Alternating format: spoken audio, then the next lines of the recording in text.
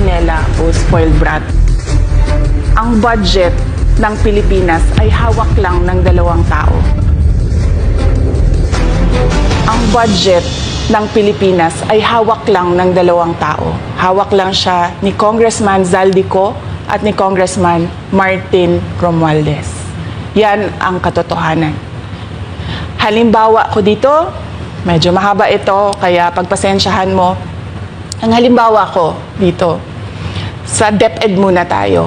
Sa Department of Education, noong taong 2023, merong 5 billion na inapprove para sa classroom construction.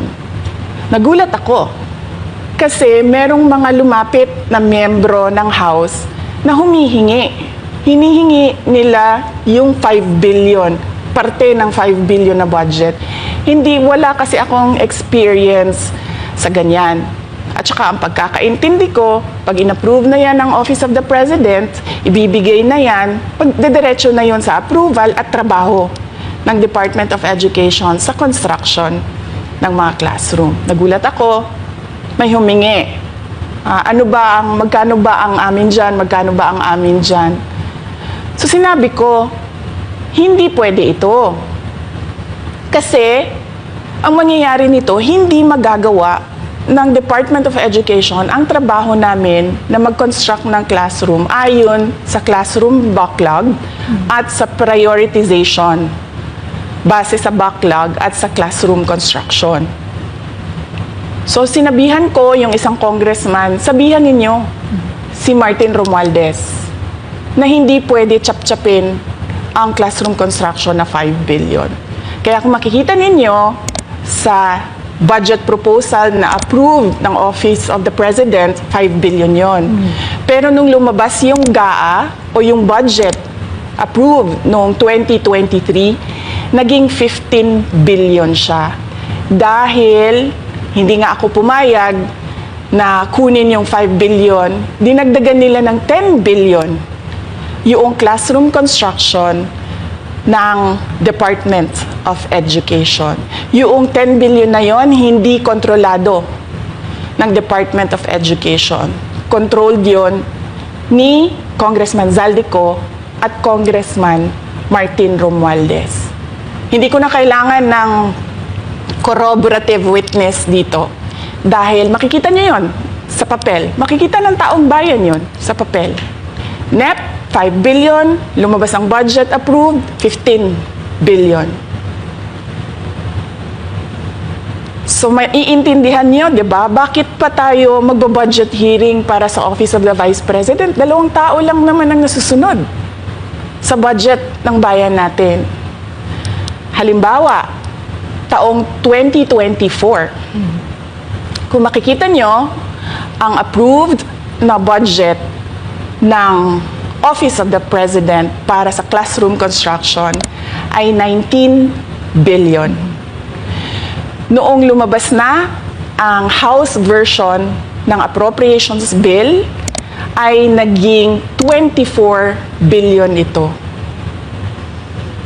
So, approved 19 billion, paglabas sa House, naging 24 billion.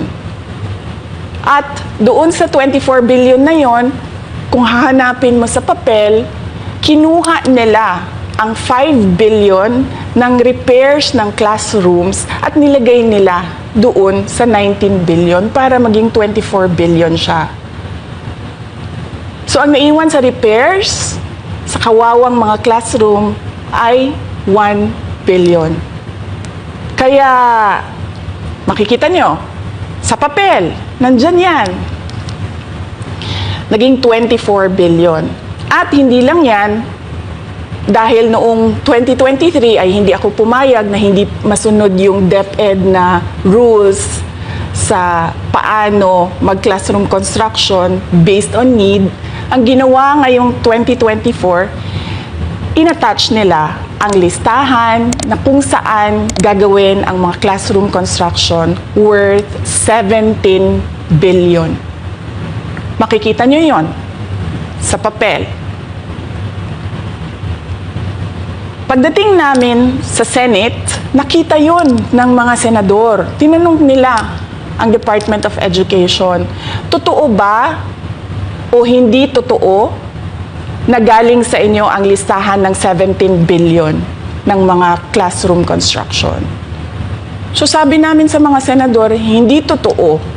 Hindi namin magagawa yung trabaho namin, hindi natin masasolve ang classroom backlog kung ganito ang nangyayari. Pwede ba ninyo kaming tulungan? Yung mga senador naman, very helpful sila. Oo, tulungan namin kayo. Kaya nga kung makikita ninyo sa interpellation ng isang senador doon sa budget hearing sa Senate, tinanong niya diretso, galing ba sa DepEd ang listahan ng 17 billion? Galing ba sa DepEd ang listahan na inattach doon sa House version? Sinabi namin hindi. Hindi galing sa amin yan. On record yon. Makikita nyo sa mga videos, balikan nyo yung mga videos. Makikita nyo. Yes, my concern, Madam Chair, Mr. President, under the GAB, I observed that there was an increase in the budget for the construction of new classrooms from 19.6 billion to 24.6 billion. However, this is my concern, which you mentioned earlier, that the repairs and rehabilitation of classrooms was decreased from 6.5 billion to 1.5 billion. I also have information, Madam Chair, Mr. President, that 24.6 billion allocated under the GAB, but only 9.8 billion from the allocation is left to the discretion of DepEd. Kaya hindi ko na kailangan ng witness kasi makikita nyo sa papel. Tapos dumating ang BICAM, walang nangyari dahil ang nasusunod doon ay si Congressman Zaldico at si Congressman Martin Romualdez. Kaya nandun pa rin naka-attach yung 17 billion na ginawang listahan ni Co at ni Romualdez. In fact, balik lang ako konti sa'yo ha. Kahit yung mga congressman, nakikita nila yung problema ng ginawa nila na pag-attach ng listahan sa budget. Kasi doon sa basic education hearing noong May 2024 ng House of Representatives, merong isang congressman nagreklamo, bakit ang tagal ng classroom construction? Bakit ang tagal? Eh sabi nung USEC ng DepEd, kasi may pabago-bago sa listahan ng DPWH dahil hindi kami ang gumawa ng listahan. Yeah, Mr. Chair, with respect to the 17 billion in Annex A of the GAA, we are not privy on how the school sites were chosen. So, be it as it may. How is it chosen? I'm not privy to that, Mr. Chair.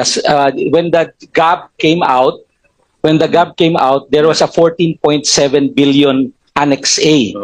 Then when the committee, the GAA came out, from 14.7 it became 17 billion. So we are not privy to how the list was generated. So dagdag ko lang yan doon sa confirmation na kinuha nila yung budget ng DepEd at isa yan sa mga rason kung bakit ako nag-resign sa Department of Education. Hindi na ako papayag na sa susunod na taon, ganyan pa rin ang gawin nila at ako yung mananagot sa ginagawa nila. Kaya yan yung sinasabi ko, bakit pa tayo mag-question and answer dito para atakihin nyo ako? Eh, ang masusunod lang naman sa budget, 2 tao lang. Makikita natin na let's stick to our plan, atakihin natin ito siya. Walang kinalaman sa kanyang Office of the Vice President 2025 budget proposal.